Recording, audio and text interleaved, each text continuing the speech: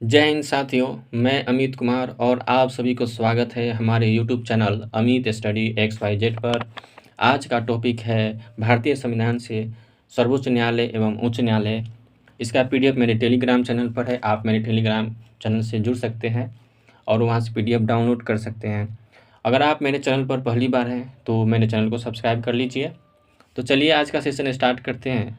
आज का पहला सवाल है, सर्वोच्च न्यायालय का गठन की चर्चा संविधान के किस अनुच्छेद में है? तो इसका आंसर ऑप्शन है 124, 120, 125 या इनमें से कोई नहीं। इसका आंसर हो जाएगा ऑप्शन ए 124। अगला सवाल है, एडहॉक जज की चर्चा किस अनुच्छेद में है? ऑप्शन है अनुच्छेद 125, 127, 128 या इनमें से कोई नहीं। इसका सही आंसर हो जाएगा 2 का ऑप्शन बी अनुच्छेद 127। अगला सवाल है, स्वतंत्र भारत के प्रथम विधि उद्योग के अध्यक्ष कौन थे? इसका आंसर हो जाएगा option D Shri MC सेतलवाद। 4 number question है, सर्वोच्च न्यायालय के न्यायाधीश अपने पद से त्यागपत्र किसको लिख कर दे सकता है? इसका ऑप्शन है राष्ट्रपति, प्रधानमंत्री, विधि मंत्री या भारत के महान्यायवादी। इसका आंसर हो जाएगा 4 का ऑप्शन ए राष्ट्रपति। अगला सवाल है, भारत के सर्वोच्च न्यायालय के न्यायाधीश की नियुक्ति कौन करता है? ऑप्शन है प्रधानमंत्री, राष्ट्रपति, भारत के मुख्य न्यायाधीश या लोकपाल। इसका सही आंसर होगा 5 का ऑप्शन बी राष्ट्रपति। अगला सवाल है, सर्वोच्च न्यायालय के न्यायाधीशों की सेवानिवृत्ति की उम्र क्या है? ऑप्शन है 60 वर्ष, 62 वर्ष, 65 वर्ष या 70 वर्ष। इसका आंसर होगा 6 का ऑप्शन सी 65 वर्ष। अगला सवाल है, निम्नलिखित कथनों में से कौन सा कथन सही नहीं है? 7 का आंसर हो जाएगा ऑप्शन सी सर्वोच्च न्यायालय कोर्ट मार्शल की छोड़कर अन्य किसी भी उच्च न्यायालय की सुनवाई कर सकता है। इसका ये कथन सही नहीं है, बाकी ये सही है, ये सही है और ये भी सही है, यानी ए, बी और डी सही है, डी गलत है। तो ये इस क्वेश्चन का आंसर सी सही हो जाएगा। चलिए अगला सवाल देखते हैं, भारत में चलित न्यायालय किनका मानस पुत्र है? भारत में चलित न्यायालय किसका मानस पुत्र है? ऑप्शन है न्यायमूर्ति भगवती, श्री राजीव गांधी, डॉक्टर APJ अब्दुल कलाम या श्रीमती प्रतिभा पाटिल। 8 का आंसर हो जाएगा option C doctor APJ Abdul Kalam. 9 number सवाल है, उच्चतम न्यायालय के न्यायाधीशों की संख्या में वृद्धि करने की शक्ति किसके पास है? ऑप्शन है प्रधानमंत्री, राष्ट्रपति, संसद या विधि मंत्रालय। इसका आंसर हो जाएगा 9 का ऑप्शन सी संसद। 10 नंबर है, भारत के सर्वोच्च न्यायालय की स्थापना हुई थी। इसका आंसर हो जाएगा 10 का ऑप्शन ए 1950 में संसद के एक अधिनियम द्वारा। 11 नंबर है, पटना उच्च न्यायालय की स्थापना कब हुई थी? ऑप्शन है 1905, 1911, 1914 या 1916। इसका आंसर हो जाएगा 11 का ऑप्शन डी 1916 में। अगला सवाल है, भारत के सुप्रीम कोर्ट के संदर्भ में कौन सा कथन सही है? कौन सा कथन सही है? तो इसका ऑप्शन है इसका केवल मूल क्षेत्राधिकार है, इसका केवल अपीलीय क्षेत्राधिकार है, इसका केवल परामर्श संबंधी क्षेत्राधिकार है, इसका मूल अपीलीय और परामर्श संबंधी क्षेत्राधिकार। 12 का आंसर हो जाएगा ऑप्शन सी इसका केवल परामर्श संबंधी क्षेत्राधिकार है। आइए 13 नंबर सवाल देखते हैं, किस उच्च न्यायालय ने आधिकारिक संवाद में दलित शब्द का प्रयोग पाबंदी लगाई है? तो दलित शब्द का प्रयोग पर पाबंदी कौन लगाई है? ऑप्शन डी हो जाएगा मध्य प्रदेश के उच्च न्यायालय। अगला सवाल है, जनहित याचिका के धारण किस देश से उत्पन्न हुई है? किस देश से उत्पन्न हुई है? 14 का आंसर होगा ऑप्शन डी अमेरिकी गणराज्य। आइए 15 नंबर सवाल है, भारत के राष्ट्रपति व उपराष्ट्रपति के पद खाली होने की स्थिति में जो व्यक्ति राष्ट्रपति के पद का निर्वहन करेगी वह है, तो वह कौन है? 15 का आंसर होगा डी, भारत के मुख्य न्यायाधीश। अगला सवाल है, सर्वोच्च न्यायालय के न्यायाधीश को किन आधारों पर पद से हटाया जा सकता है? 16 का आंसर होगा ऑप्शन सी 1 और 2, साबित कदाचार या 2 असमर्थता।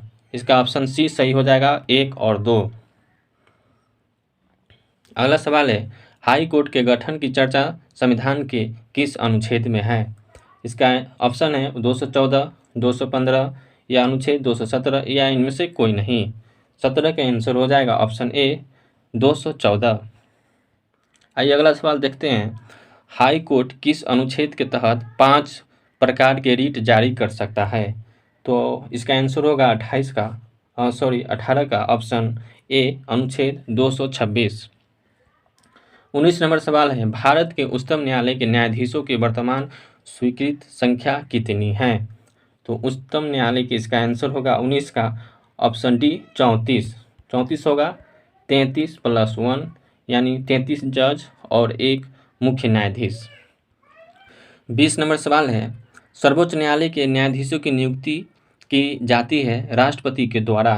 तो इसका सही आंसर होगा 20 का ऑप्शन डी, सर्वोच्च न्यायालय के मुख्य न्यायाधीश के परामर्श के साथ। आइए 21 नंबर है, संविधान के व्याख्या करने का अंतिम अधिकार किसे है? ऑप्शन है राष्ट्रपति, attorney general of India, Lok Sabha अध्यक्ष या सर्वोच्च न्यायालय। इसका 21 का आंसर हो जाएगा ऑप्शन डी, सर्वोच्च न्यायालय। 22 नंबर सवाल है, उच्चतम न्यायालय के न्यायाधीशों का वेतन निर्धारण किया जाता है। इसका ऑप्शन है राष्ट्रपति के द्वारा, नियुक्त वेतन आयोग द्वारा, विधि आयोग द्वारा, संसद द्वारा या मंत्री परिषद द्वारा। 22 का आंसर हो जाएगा ऑप्शन सी, संसद द्वारा।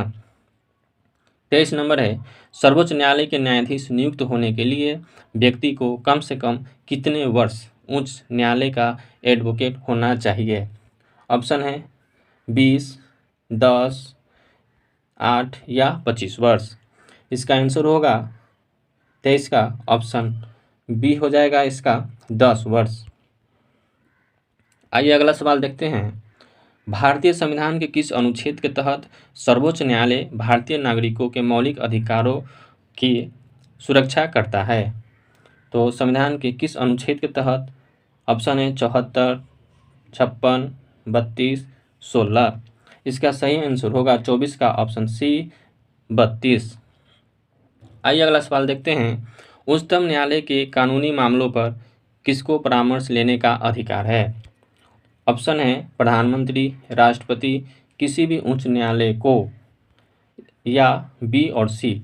इसका सही आंसर होगा 25 का ऑप्शन डी, बी और सी दोनों, यानी बी और सी यानी राष्ट्रपति और किसी भी उच्च न्यायालय को।